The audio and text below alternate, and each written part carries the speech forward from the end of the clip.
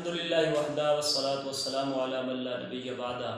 अस्सलामु अलैकुम वरहमतुल्लाहि वबरकातुहू। मौजूद सामीन, उम्मीद है बखैरियत होंगे। आप देख रहे हैं मेरा यूट्यूब चैनल और मेरा Facebook page Islamic knowledge with हाफिज़ अवैस बिन अल्ताफ़।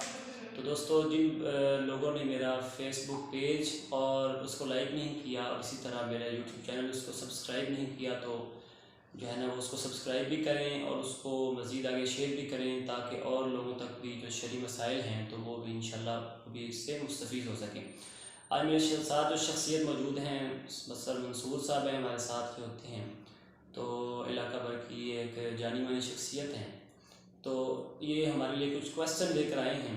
कुछ सवाल है इनका जो एक दोस्त ने इनको किया है, तो मुझसे ये पूछ रहे थे यार, तो मैंने कहा चलो बाकायदा एक वीडियो बना के बाकी लोगों तक भी ये इस पैगाम को पहुंचा दिया जाए, एक सदका जारिया समझ कर। तो सर अस्सलाम वालेकुम। वालेकुम अस्सलाम। सर कैसे हैं? ठीक हैं जी, शुक्र जी अल्हम्दुलिल्लाह। सर, जो आपको सवाल आया है तो आप थोड़ा सी ऊंची आवाज़ में उसको जी, बहुत से दोस्त मुझे सवाल करते रहते हैं।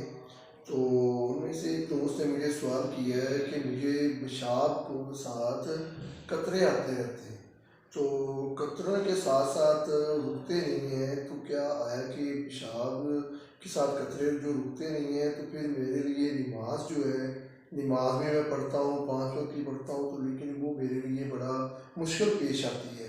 तो उनका कोई हल बताएं। तो इस बारे में हम उससे ये सवाल किया है, उसका आप जवाब दें। जी बहुत शुक्रिया। बिस्मिल्लाहिर्रहमानिर्रहीम।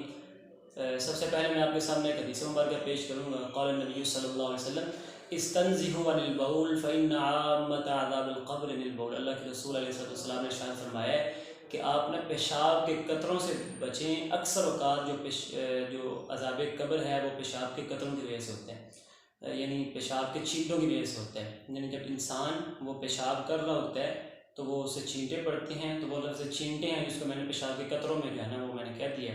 तो दोस्तों, इसका जवाब ये है कि ज़ाहिर बात है, जिस बंदे को पेशाब के कतरे आते हैं तो वो एक तो बीमारी है। इसमें दो सूरतें हैं कि एक बंदा जो है वो बीमारी, जिसको पेशाब के कतरों की बीमारी कहेंगे, एक को कहेंगे माजूर। अब बीमारी में और माजूर में क्या फ़र्क है, हम उसको जो है ना वो डिफ़ाइन करते हैं जल्दी से इंशाल्लाह।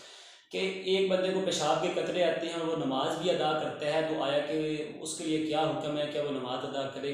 तो अगर एक बंदे को पेशाब के कतरे आती हैं लेकिन वो एक वक्त तक आने के बाद रुक जाते हैं, या पेशाब के बाद उसको एक आध कतरा आता है फिर उसके बाद नहीं आते, तो उसको हम शरई माजूर तसव्वुर नहीं करेंगे, बल्कि वो जो है ना वो बीमार होगा। यानी उसको हम कहेंगे कि इसको पेशाब के कतरों की बीमारी है। तो उसके लिए हुक्म ये है कि वो पेशाब जब कर ले तो उसके बाद वो थोड़ी देर के लिए बैठ जाए या चल ले, तो उस एक आध कतरा जो गिरता है उसका इंतज़ार कर ले। फिर उसके बाद जो है ना वो दोबारा से इस्तिंजा वगैरह करके अच्छी तरीके से साफ़ सफाई करके वज़ू बना के फिर वो दोबारा नमाज अदा करें।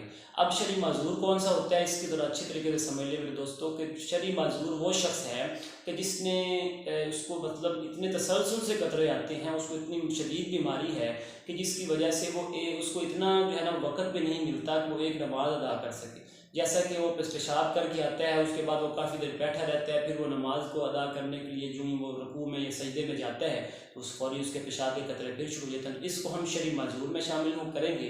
तो ये माजूर के लिए हुक्म ये है कि उसके लिए यानी एक नमाज के वक़्त, जब नमाज का वक़्त हो तो फिर वो अच्छे तरीके से इस्तिंजा करे।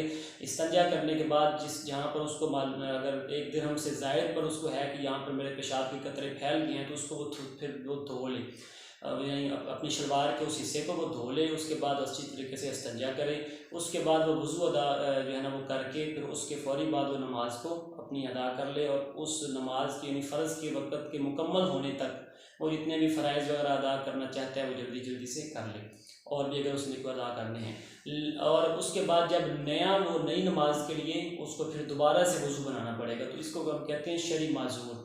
तो दोस्तों, अगर आपको पेशाब के कतरे तसलसल से आते जा रहे हैं, यानी बार बार आते हैं, तो फिर तो आप शरई माजूर हैं। इसके लिए आप सादा सा हुक्म है कि आप यानी अगर दौरान नमाज भी आपके कतरे यानी अगर वो गिर गया तो इससे आपकी नमाज नहीं टूटेगी और आपका वज़ू भी कायम रहेगा, आप नमाज को अदा कर सकते हैं। लेकिन अगर आपको पेशाब की बीमारी है कि आप पेशाब करने के फ़ौरी बाद एक आध कतरा आता है और उसके बाद आप जो है वो बिल्कुल ठीक हो जाते हैं, तो फिर आप उस कतरे के गिरने का इंतज़ार करें। उसके बाद दोबारा से इस्तिंजा करके वज़ू बना के आप नमाज को अदा कर लें। उम्मीद है आपको इस तरीके की जो है वो अच्छे तरीके से समझ आ गई होगी।